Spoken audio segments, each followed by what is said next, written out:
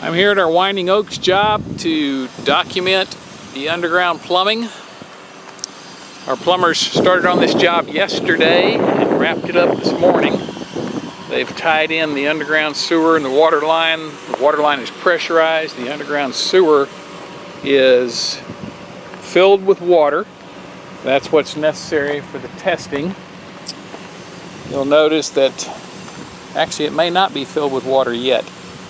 That fitting that you see right there is where a test ball goes, and they have not installed that yet. So we'll go ahead and document this, but the plumber will have to come back to tie that in, obviously. But that's where we're tying into the sewer line that was provided by the developer.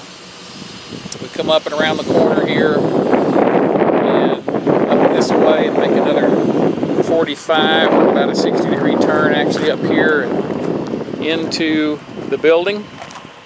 This way, you can see there's our double risers for our two clean outs. Our water line starts at our water meter, which is here, comes along the ground this way,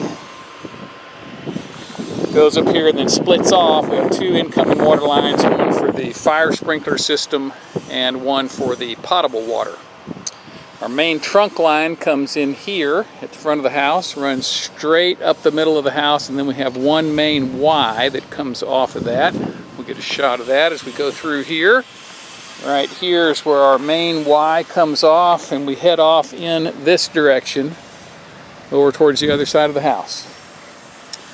Here at the front of the house, we've got some plumbing for a bathroom. Right here, this actually shares a wall with the one-car garage. So our water line comes up in that same wall, and we'll have our tankless water heater mounted on the wall in that garage. This sewer line continues down here. We've got a stack that's going to go up to the second story right here. And we continue on down through this ditch. And we're actually going under the kitchen. You can see that they've got some fittings coming up here for the kitchen sink, and then they've got some pipes run over here, one for the vent and one for the water lines that will be coming out to the kitchen sink. And then we continue on back this way with a main 3-inch line going back here to the master bathroom. And then going back on this other line, if we diverge back to the front of the house, diverge, is that a word? I'm not sure it is. Divergence is a word. Don't know about diverge. If we go back here where the line makes a 45, comes off in this direction, as you can see, and heads straight over to the other side of the house where the laundry room, actually, I had this backwards. The one I said was the master bath is actually the laundry room. This one is headed back towards the master bath. So we go back this way, and there's actually a half bath, I think, out here, and then the master bath back here in the back. That one you see right there is where the tub drain will go. And this is the underground plumbing that we need in this house.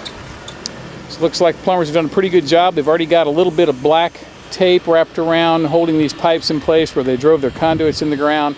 And then, of course, after we get this slab ready to pour, they will be back out to actually wrap the pipes and put wrap any pipes that are going through exposed concrete and put their tub boxes in, that sort of thing.